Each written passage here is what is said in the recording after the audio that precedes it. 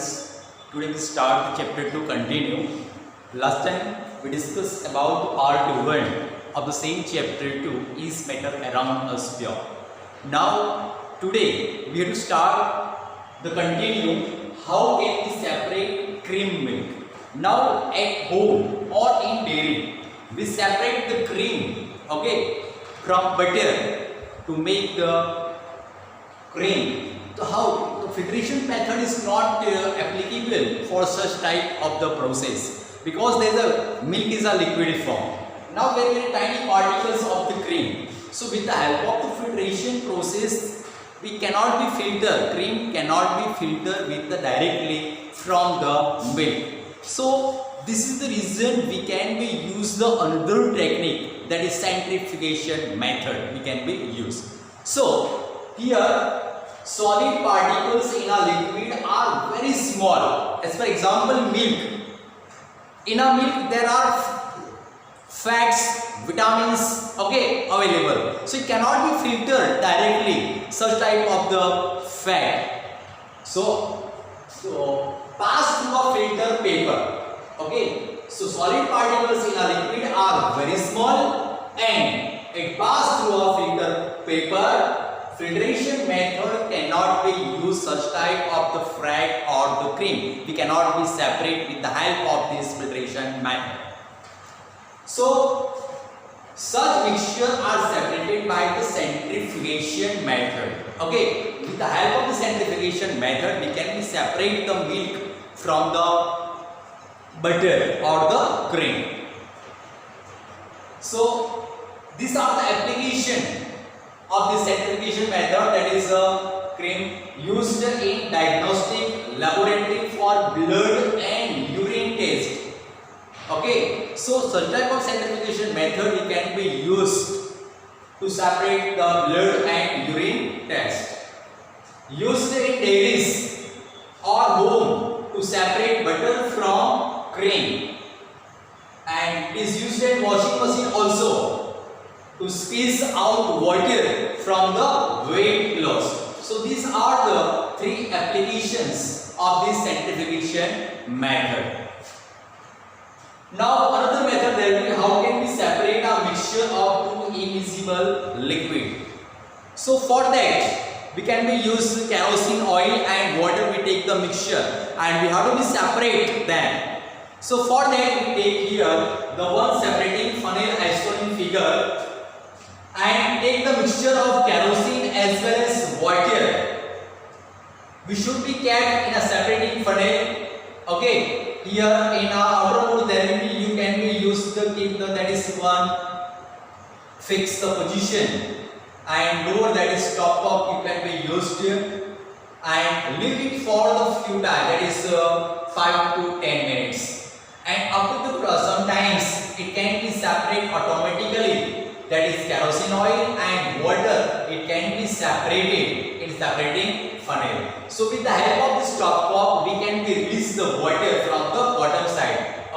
So in this process we can be separate the kerosene oil and water. With the help of separating funnel. So what are the applications?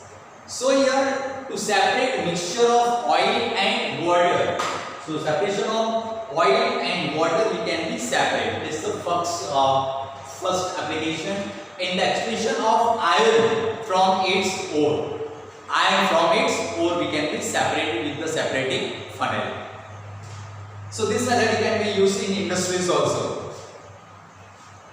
Now another method, that is how can we separate a mixture of salt and ammonium chloride. Salt and ammonium chloride, that is a mixture. So for that we take the one China dish as shown in figure. In a China dish you can be mixture of sodium chloride as well as ammonium chloride. Take the inverted funnel and keep on China dish as shown in figure, and at the bottom, that is upper side, you can be fix the cotton plug. Now you have to be heated the solution with the help of the Bunsen burner or the candle. So heat is absorbed by the mixture of sodium chloride and ammonium chloride. So you have to observe that ammonium chloride, that is it change directly from solid to direct gaseous form. Okay, so here it will be heated, the mixture of sodium chloride and ammonium chloride. Now ammonium chloride cannot be liquid form, but ammonium chloride is a solid form. So when you heat it directly from vaporized. Okay, it will be ammonium chloride in vapor form and will restrict the particles, that is of ammonium chloride, in a inverted funnel at the bottom side.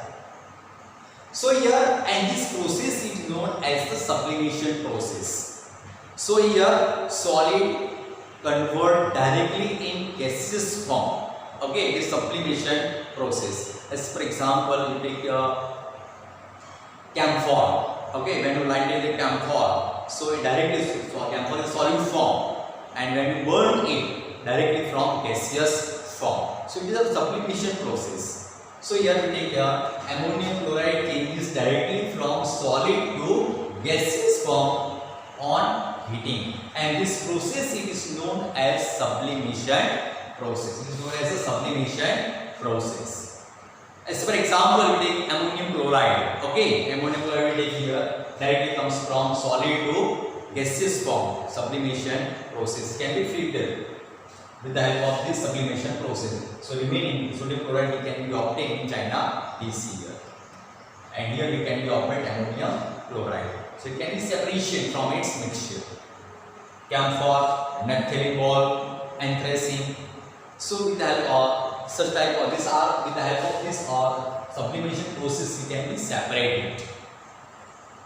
Now another take here method is the dye in a black ink in a single color we can be observed. So for that here we take the one filter strip of filter paper as shown in figure, and with the help of the scale and pencil we draw the one line as shown in figure, and you can be take the ink or drop. Okay, with the help of a dropper you can be put one drop of ink on this filter paper strip. Now you take the one jar. Okay, beside you take the one jar as shown in figure. Take the little water. Okay, in a jar. Now with the help of this paper clip you should be catch this filter paper inside the jar as shown in figure. Okay, at the water level. Okay, not touch the water, that is slightly changed. So and cover the jar. Now after sometimes you can be observed that here the filter paper absorb the water. Okay, filter paper absorb the water and it will be wet. So after the observation the ink will be spread. With the help of the water the ink will be spread on this paper, filter paper. So as here water is a solvent, here water is a solvent and dye is a soluble substance. Okay, so it can be separate. So dye is a mixture of two or more component. Dye is a mixture of two or more component of the colors. And this process of separation of component of mixture, it is known as chromatography. It is known as chromatography. So here water is a solvent, dye is a mixture of two or more components, and this process of separation of components from the mixture, and this process is known as chromatography. This process of mixture separate the component from the dye, and this process is known as the chromatography.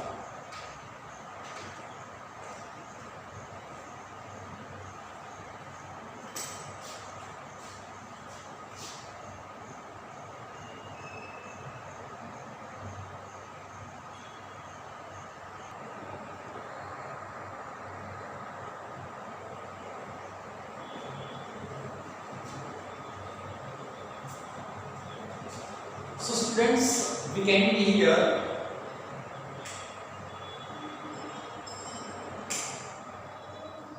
discuss about the chromatography. Now which are the applications of the chromatography? So for that here, to separate the colors in a dye, as we discussed that we can separate the dye. Okay, it will be water is a solvent and dye will be separated with the help of the chromatography. Another pigments from the natural colors, we can separate the colors, and drugs from the blood. So these are the application of the chromatography. Now next method is how can we separate the mixture of two miscible liquids. So here as shown in figure, we take the one conical flask, distillation flask here. Okay, it should be hang in a with the help of the stand. This is the stand. Now we take the mixture of the acetone as well as water in the mixture. So here water and the acetone, both these are the miscible liquids, and we can be separate it with the help of this filter. There is a distillation method here. So for that we take the mixture in a conical flask of the acetone and water, take the rubber cork and pass the thermometer as shown in figure. Now at the bottom we take the one candle or the flame of the candle and heat it in the solution and hang it with the that is water condenser, and at the bottom side take the one beaker, small beaker, that is 100 ml beaker. You have to be arranged as shown in figure. Now heat the solution, okay, with the help of the Bunsen burner or the candle. So after some times the mixture will be heated and it will be evaporate. Acetone will be evaporate first, okay, and goes in a condenser, water condenser. We can be observe temperature in a thermometer. So this water, it will be cooled in a water condenser and obtain the liquid in a beaker. So with the help of this process, we can separate the acetone as well as water. Here the left is the water will be left in this conical flask, and what acetone we can be obtain in this beaker. So it can be separation, the mixture of the two miscible liquids. So here to separate the mixture of two or more miscible liquids, fractionation process is used. As for example, separation of different gases from the air, different fractions from the petroleum products, this process is used. Now another method, how can we obtain different gases from the air? Now as we know that air is a mixture of homogeneous. Air is a homogeneous mixture. So it can be separated into different components by the fractional distillation method. So here we take the air and compress the air and cool. How can we compress? By increasing the pressure and decreasing the temperature, the air will be compressed and cooled. So air will be converted into the liquid form. So for that here, in a liquid air, now warm up slowly in fractional distillation method column. So liquid air converted into the gaseous form, that is, and gases separated at the different rates, okay, different heights it can be separated. That is carbon dioxide, carbon monoxide, oxygen, nitrogen, it will be separated at the different heights in a fractional column. So air it will compressed and cooled by increase the pressure and decreasing the temperature. Air is converted into the liquid form, liquid air. Now in liquid air you have to pass the warm up slowly in fractional distillation column. So liquid air at the different heights we obtain the different gases separated at the different heights. Okay. So air is a homogeneous mixture. It can be separated into the component by the fractional distillation.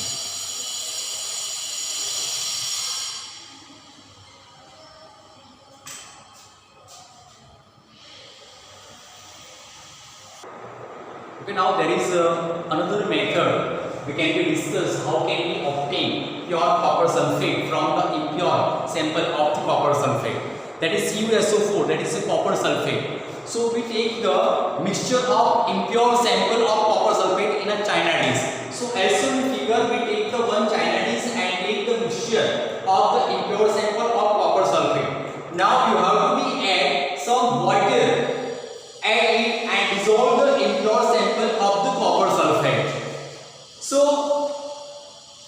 after this, it can be filtered with the help of the filter paper. You can be filter the sample, okay, and it can be obtain the residue of the copper sulfate. It can be dissolved copper sulfate in a filtration in a filter paper.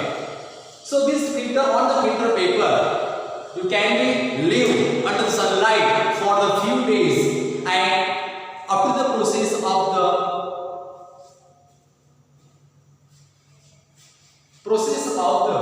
evaporation method, we can be obtain the pure sample of copper sulfate.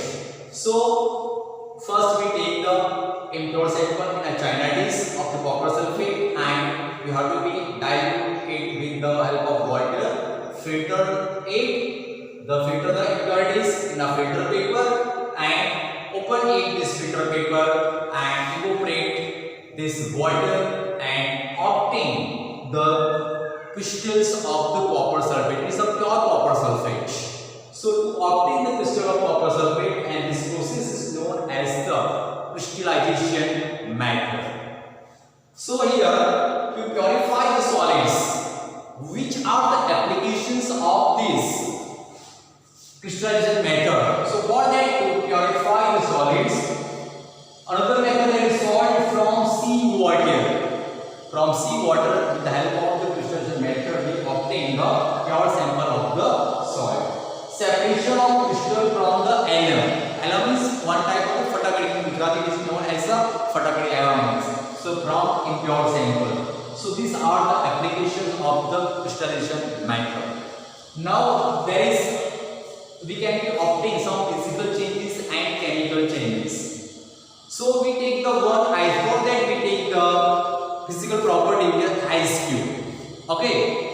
You take the one plate. On a plate you can take some ice cube. So it is solid form. And after some time we observe that whole ice cube, it can be melt due to increase the temperature. It convert into the water. If heat is continuously applied, some type of water, it converts into the water vapor. So this is a physical change. Okay. So solid convert into liquid form. Liquid converts into the gaseous form. It is a physical process. So here, as in previous standard, we discussed about the physical process, which are the changes that will be here. The color, hardness, rigidity, fluidity, density, melting point, boiling point, etc. are changes in a physical property.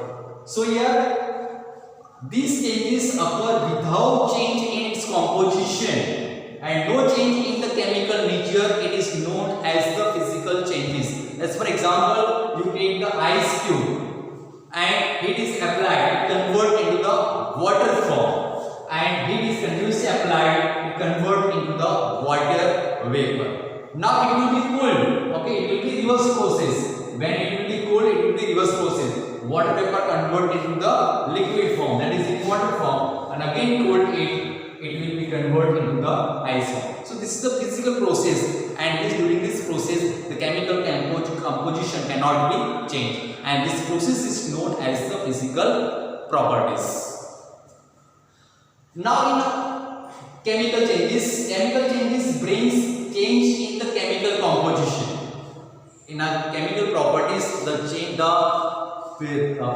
as well as chemical changes, both are changes in some reaction.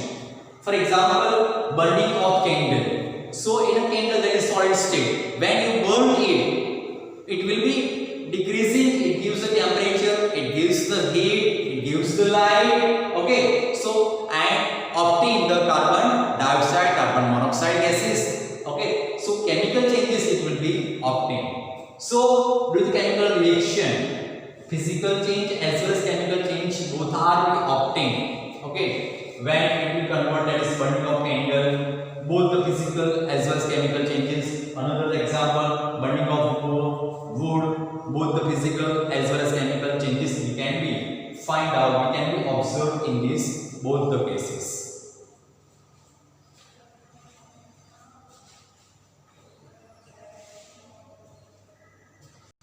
Okay, our next topic is what are types of pure substance. So first is NaCl. Okay, like a hydrogen is a pure, oxygen pure. Okay, iron is a pure. Okay, so these are the elements. Now metals, we divide into metals and non-metals. Now as you noted, the properties of the metals are they are shining surface. Okay, luster surfaces. Most of the metals are luster surface, shining surfaces. They have own colors. As you know that the metals are good conductors of heat as well as electricity. They are ductile. It can be that wire can be drawn from such type of the metals. Malleable as well as sonorous. When you strike to each other, it produces sound. It is known as the sonorous. So these are the properties of the metals. Now, properties of non-metals. As for example, oxygen, hydrogen. This means all type of gases. It is known as the non-metal. So the properties of these non-metals properties are the varieties of the color. They are different type of the colors. They are poor conductors. They are poor conductor of the heat and electricity. Heat cannot be passed, current cannot be passed. So such type of the non-metals. Not lusters, they not shining surface. They cannot be produce a sound, not sonorous or not malleable. They cannot be applied the force on such type of these non-metals. Now, besides that, that is the properties. Both both metal and non-metal. Both are properties we can be obtained, and so that is in some metals it is known as the metalloids. Boron, silicon, germanium, and these metals are known as the semiconductor. These are known as the semiconductor. So which metals are semiconductor? Germanium, boron, silicon. These are known as the semiconductor. Now this is about the elements. So basic form of matter, it cannot be broken down into simpler substance by the chemical reaction. It is known as the element. Now compound. So compound is a substance. Compound is a substance composed of two or more elements and chemically combined with the another in a fixed proportion. It is known as the compound. As for example, sodium chloride. Okay, fixed proportion will be fixed. Okay, two different elements, sodium and chlorine. Here hydrogen and oxygen combines to form new property. Okay, it is known as the compound. Here carbon and hydrogen in fixed proportion. Methane. Then after ethane, two atoms of carbon, 6 atoms of hydrogen obtained. That is the proportion. It will be fixed proportion and obtain the new properties. Okay, so compound is a substance. As for example, sodium. Sodium is a compound and substance composed of two or more elements, sodium and chlorine element. Okay, combines to another fixed it with the fixed proportion. It is known as the compound. It forms new compound, that is carbon and hydrogen in a fixed proportion obtain the new property, obtain the new compound. Composition is fixed. Here composition will be fixed. Here 2 atoms of hydrogen, 1 atom of oxygen. The composition will be fixed proportion. Total different properties when combined to each form, the properties will be different. As for example, that is sodium. Okay. The properties, it will be physical properties, chemical properties will be different. Another that is chemical. Okay, chlorine, yes. The property is different, but when combined to each other, sodium metal and chlorine, okay, not metal, combines each other forms the sodium chloride, and at that time, the most of the properties it can be changed. So it is a edible substance. We cannot be directly eat the sodium, we cannot be eat directly chlorine, but when we combine each other, the most of the physical property as well as chemical property both are changes. Okay, sodium and chloride, the fixed proportion. The constitution can be separated by the chemical. It can be separated. Sodium and chlorine, it can be separated. Hydrogen and oxygen can be separated by the electrolysis method. So constituents can be separated by the chemical reaction or the electrochemical reaction.